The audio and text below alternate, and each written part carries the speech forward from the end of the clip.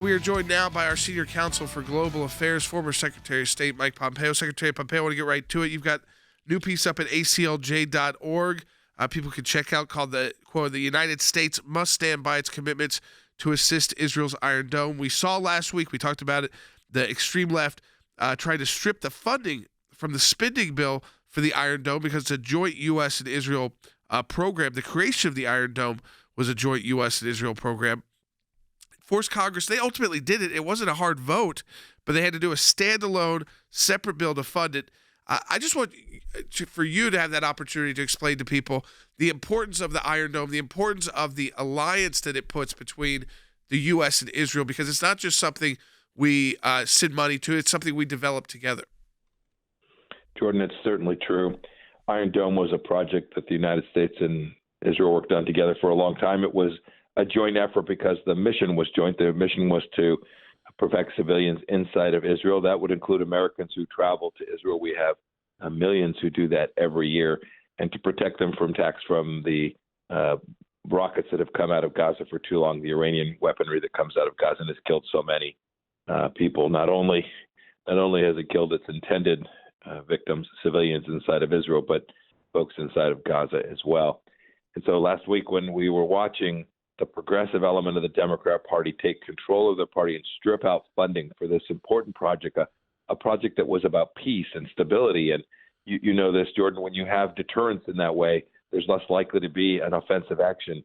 To say that suggests that the problem of the Democrat Party inside of their own organization, with their continuing efforts to defend and protect the alliance between the United States and Israel, is weak and getting weaker. And the Democrat leadership needs to get control of this. This is something that has been bipartisan for decades and decades and must remain so. You know, Mike, I have, and Jordan has too, unfortunately, I have experienced incoming rockets on the border of Israel and Gaza. I was in a meeting with, actually, with both Bibi Netanyahu and then Shimon Peres, who was the president of Israel, and we were in an underground command center, and in came the rockets. Jordan was outside with some of our other lawyers when the rockets were landing. So, we've seen the importance of an Iron Dome. There was no Iron Dome then, but we've seen the importance of it. But isn't it ironic, Mike, that there's this talk of aid going possibly to the Taliban through foreign aid, while we're at the same time we've got members of Congress voting no to funding the Iron Dome. I mean, the dichotomy there is unbelievable. There is an edge of the Democrat Party. Jen, you and I've talked about this, is anti-Semitic. The same time we're abandoning Afghanistan, the same time we're sitting at the table in Vienna negotiating with the Iranians, the country with the capability intent of the destruction of Israel, right? The little Satan there, and then ultimately the destruction of the United States. They now have Democrats who won't support the simple notion that we'll take an American and U.S. Israeli system and allow the Israelis to protect themselves from the threats from Iran and the threats from bad actors around the world.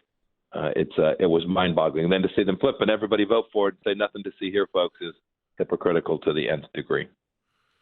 Secretary, Jay Sekulow and I and our colleague Stuart Roth spent many weeks in the Middle East negotiating bilateral and trilateral accords with respect to the enthronement of the Patriarchate of Jerusalem.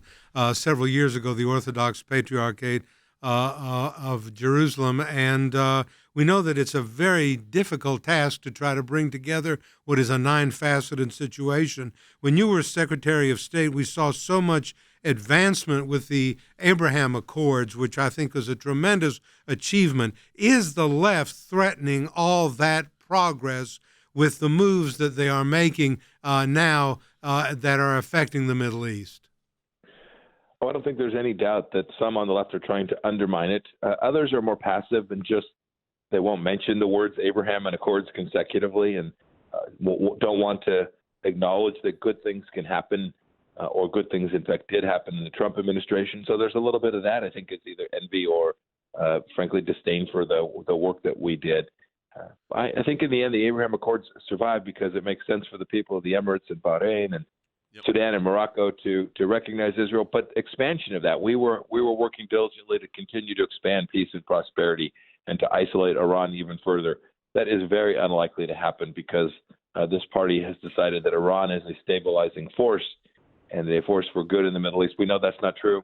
But once America no longer is prepared to defend Israel, protect it in the way that we did, it's very difficult for other nations to acknowledge Israel's right to exist. We talked about the importance of diplomacy, the importance of putting together these diplomatic deals. One of the things we've focused on this week, and now we know, we saw the horrific images at our border with the Haitian migrants, but we now know the Panamanian government has said there's 60,000 more on the way.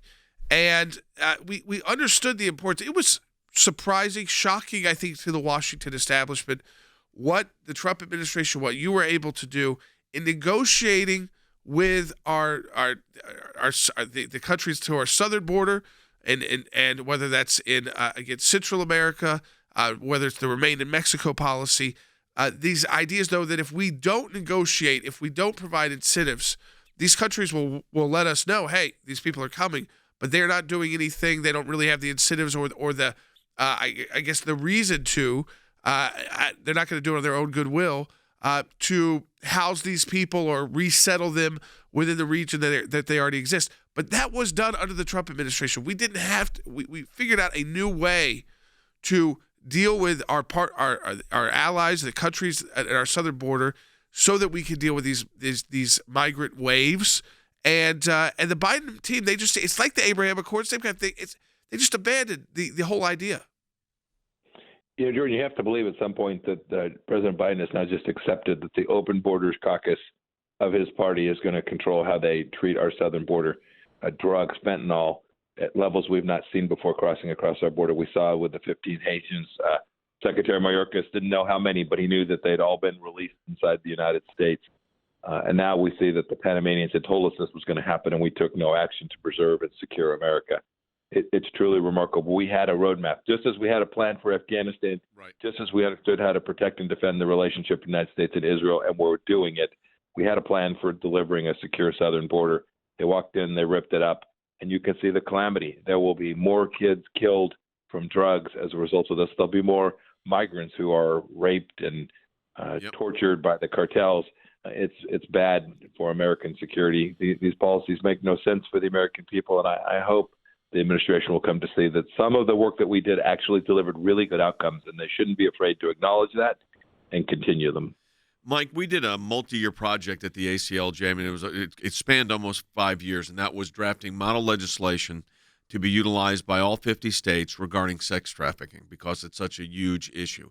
And what a lot of people do not realize is that our southern border is very much a port of entry for sex trafficking. And the age of these young girls is, I mean, my goodness, it's horrifying. 12, 13 years old. And the laws were really focusing on, arresting the girls for prostitution rather than stopping the sex traffickers. And we were able to switch that. And a lot of states actually adopted that legislation. And what people don't understand is when you were in office, the discussions about a strong border also was eliminating the possibilities, or at least reducing the possibilities, of sex trafficking. This is a really important point. That border permits these cartels to abuse these women in ways that are just absolutely horrific. You know, right? You know the corridor. You've worked on this issue. I worked on it as well. That I-35 corridor comes up through my hometown of Wichita, Kansas, right? And these girls are become essentially human slaves. We need to corral that. We need to contain it.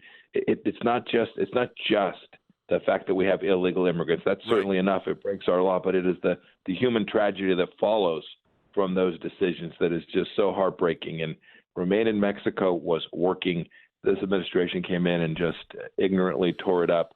It is unexplainable to me. No, Micah, we really appreciate your comments on this and appreciate all your help. I remember working with you on Congress on some of these issues. It seems like a long time ago, but these were multi-year projects. We appreciate it very much.